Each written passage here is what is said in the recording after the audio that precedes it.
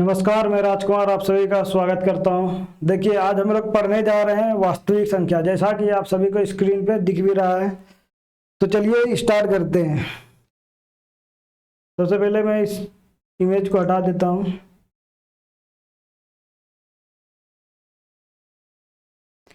देखिए, वास्तविक संख्या समझने से पहले हम लोग को समझना पड़ेगा नंबर लाइन समझना होगा। देखिए, सबसे पहले समझते हैं नंबर लाइन होता क्या है।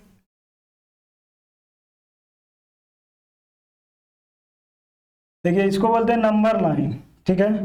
नंबर लाइन पे ही सारा नंबर आपको दिखेगा, 0 1 2 3 4 5 6। ये ऐसे अनंत तक बढ़ते जाता है, प्लस इन्फिनिटी तक बढ़ते जाता है।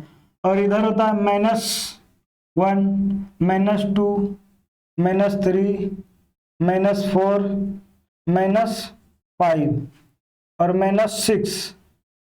ये भी इधर ऐसे अनंत तक, माइनस अनंत तक बढ़ते जाता है। इसका कोई लिमिट नहीं है कि कहाँ तक पहुंचेगा, कहाँ तक जाएगा। ये कोई आज तक नहीं खोज पाया और नहीं कभी खोज पाएगा।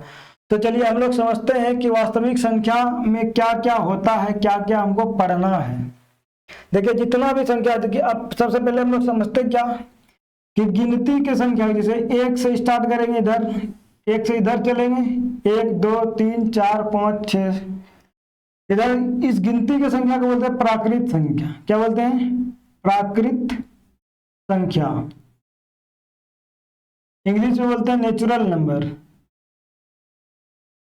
नेचुरल नंबर,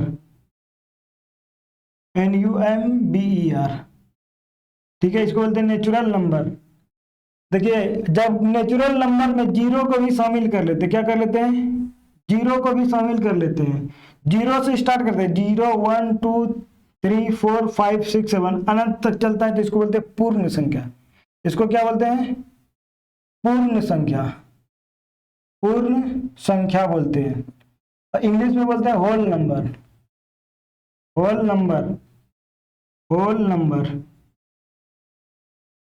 ठीक है। तो आप फिर से समझना क्या है कि गिनती की संख्या है 1 2 3 4 5 6 अनंत तक चलेगा, इसको क्या बोलते हैं? प्राकृत संख्या।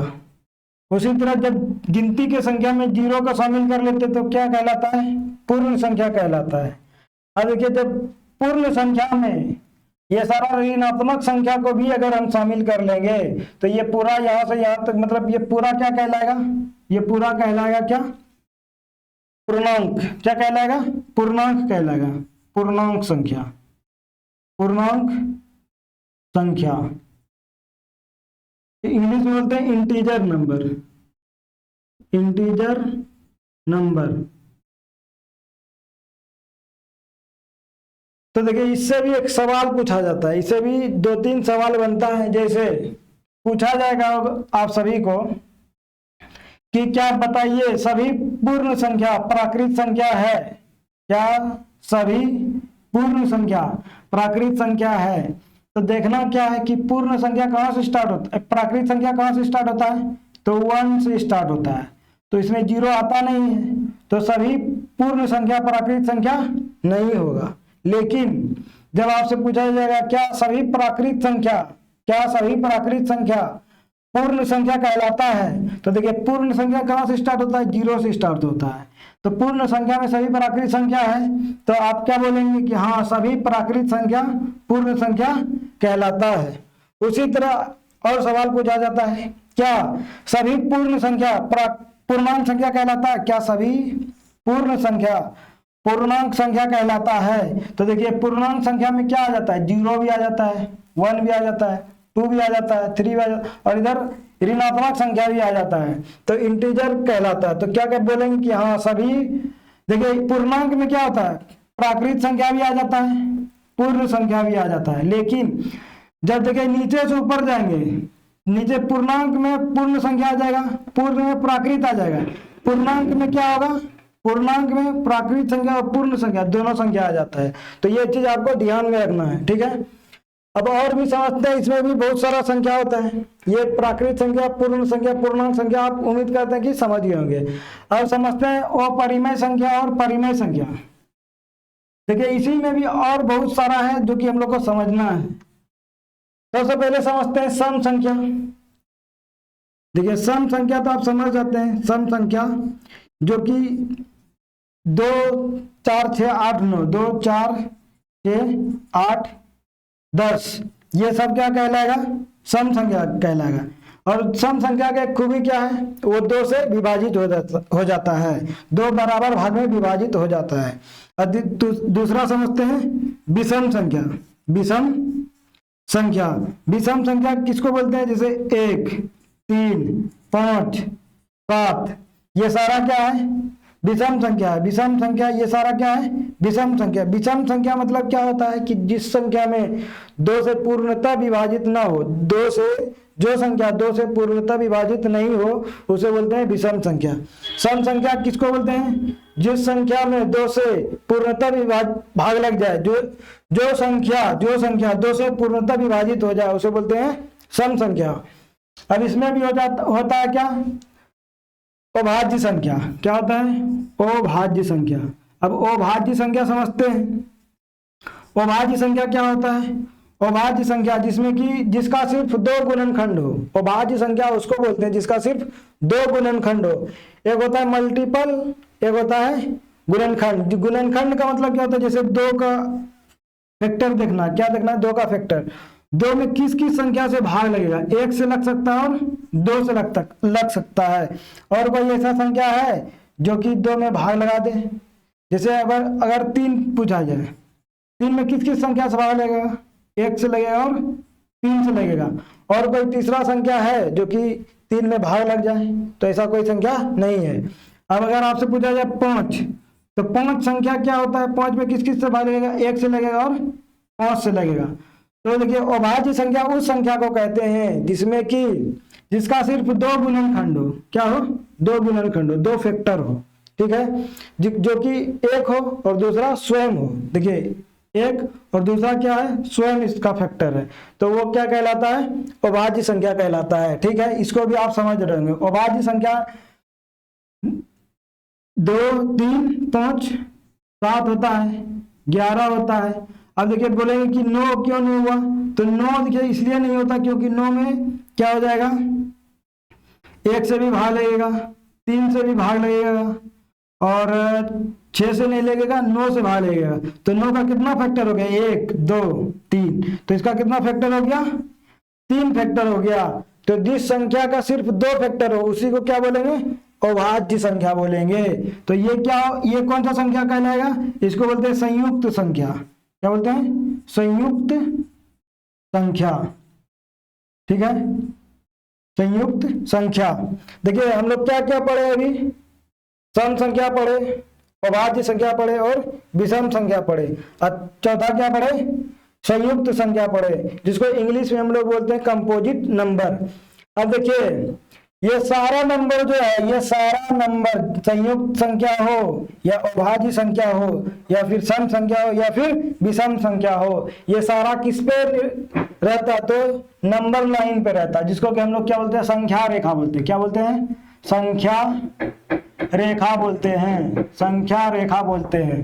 देखिए संख्या रेखा में क्या होता है कि इसमें अपरिमेय संख्या, परिमेय संख्या। अब हम लोग को पढ़ना, देखिए सम संख्या पढ़ लिए, विषम संख्या पढ़ लिए, संयुक्त संख्या पढ़ लिए, और क्या पढ़े थे इससे पहले? गिनती के संख्या को क्या बोलते हैं? पूर्ण संख्या बोलते हैं। गिनती के संख्या में जब 0 को शामिल कर लेते हैं तो इसको क्या बोलते हैं? पूर्ण संख्या बोलते हैं। जब पूर्ण संख्या में ऋणात्मक संख्या को भी शामिल कर लेते हैं तो उसको क्या बोलते हैं? पूर्णांक संख्या बोलते हैं। पूर्ण संख्या को इंग्लिश में होल नंबर बोलते हैं। प्राकृतिक संख्या को इंग्लिश में नेचुरल नंबर बोलते हैं और फिर पूर्णांक संख्या को इंग्लिश में इंटीजर नंबर बोलते हैं। तो इस सब की सारा चीज क्या करना आपको ध्यान में रखना है। तो चलिए अब हम लोग मेन सवाल पे आते हैं। मेन जो पढ़ना हम लोग को वो पढ़ना है वो परिमेय संख्या और परिमेय संख्या।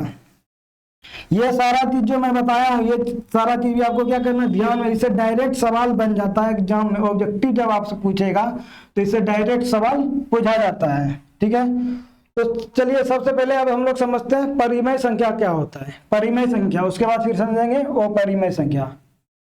परिमेय संख्या, परिमेय संख्या का परिभाषा क्या होता है? परिमेय संख्या उसे बोलते हैं जिसे कि हम लोग पी बाय क्यू के रूप में लिख सकते हैं। किस तरह लिख सकते हैं? पी बाय क्यू के रूप में लिख सकते हैं। और यहाँ पे क्या बोला गया है? क्यू नॉट इक्वल जीरो, मतलब क्यू जो है, क्यू का मान कभी भी जीरो नहीं होना चाहिए। देखिए इसको आम भाषा में बोलते हैं क्या? भिन्न बोलते हैं। क्या बोलते हैं? भिन्न। जिस संख्या को हम भिन्न के रूप में लिख सकते हैं उसे क्या बोलेंगे? परिमेय संख्या बोलेंगे। और क्यू हमारा क्या होना चाहिए? वो जीरो नहीं होना चाहिए। देखिए इसको बोलते हैं क्या? ऊपर वाले को अंश बोलते हैं। क्या बोलते हैं? अंश। और नीचे वाले को क्या बोलते हैं? हर। हर मतलब क्या होना चाहिए? कभी भी जीरो नहीं होना चाहिए। ठीक है, तो देखिए परिमेय संख्या जैसे आपसे पूछेगा एक परिमेय संख्या है या नहीं है, परिमेय संख्या है या नहीं है, तो देखिए एक के नीचे हम लोग अपने मन से एक लगा सकते हैं। और किसी भी संख्या के नीचे बटे में एक रहता है। क्यों रहता है? क्योंकि एक से भाग लगने पर उतना ही प्राप्त हो जाता है। तो हर संख्या के नीचे एक रहता है। जैसे एक क्या है? परिमेय संख्या है। पूछेगा दो परिमेय संख्या है, तो हाँ दो के नीचे एक रहता है, तो ये भी परिमेय संख्या है। तीन क्या है? तो परिमेय संख्या है। चार क्या है? परिमेय संख्या है। ठीक है, अब देखिए 2.5 ये क्या है? ये भी परिमेय संख्या। कैसे? पॉइंट उड़ाएंगे, पॉइंट उड़ाने के बाद 25/10 हो जाएगा। इसको आप कटा देंगे, 25 5 दूना 10, तो ये क्या हो जाएगा? ये भी परिमेय संख्या। क्यों है? क्योंकि इसको पी बाय क्यू के रूप में लिख पा रहे हैं हम लोग, पी बाय क्यू के रूप में लिख पा रहे हैं, तो उसे हम लोग क्या बोलेंगे? परिमेय संख्या बोलेंगे। ध्यान में क्या रखना है? जिस संख्या को हम लोग पी बाय क्यू के रूप में लिख सकते हैं उसे हम लोग क्या बोलेंगे? परिमेय संख्या बोलेंगे। अब समझते हैं अपरिमेय संख्या किसे बोलते हैं? अपरिमेय संख्या। अपरिमेय संख्या, देखिए परिमेय संख्या को इंग्लिश में बोलते हैं रेशनल नंबर। क्या बोलते हैं? Rational number. Rational number, rational number. और इसको बोलते हैं अपरिमेय संख्या को इर्रेशनल नंबर। Irrational number.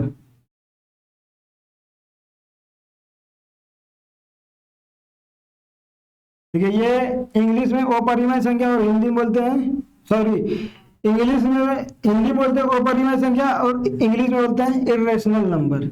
तो देखिए इर्रेशनल नंबर होता क्या है उसको समझते हैं। जैसे कि समझना क्या है, सबसे पहले √2 इसको बोलते हैं जो कि रूट से बाहर नहीं आ पाए, जो कि रूट से बाहर नहीं आ पाए और पी बाय क्यू के रूप में नहीं लिख पाए। देखिए आप लोग का कहना क्या होगा कि √2 को तो भी लिख सकते हैं नीचे एक, हाँ लिख सकते हैं, लेकिन इसका भी अपना कुछ मान होता है 1.41 इस तरह इसका मान होता है। तो इसको जब आप नहीं लिख पाएंगे, इसको क्या कर देंगे? इसका मान कभी भी रुकता नहीं है, ये आगे बढ़ते रहता है। ठीक है, तो इसको आप लोग इस तरह भिन्न के रूप में नहीं लिख पाएंगे, तो ये क्या कहलाएगा?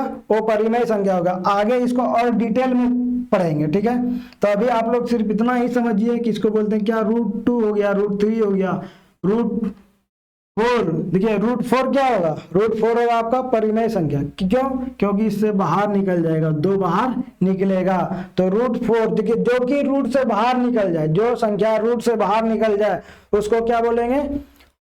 परिमेय संख्या बोलेंगे। जो संख्या रूट से बाहर नहीं निकले उसको क्या बोलेंगे? अपरिमेय संख्या बोलेंगे। अपरिमेय जैसे √2, √3, √5, √6 इस सब का मान हम लोग निकाल सकते हैं, मान इसका निकलता है, पर इसे पी बाय क्यू के रूप में हम लोग नहीं लिख पाएंगे। अब देखिए हम लोग को आगे जो पढ़ेंगे इसमें अभी इतना समय मैं उम्मीद करता हूं कि आप लोग को समझाने में कामयाब हो पाया होऊंगा। आप लोग को ध्यान क्या रखना है? ध्यान ये रखना है कि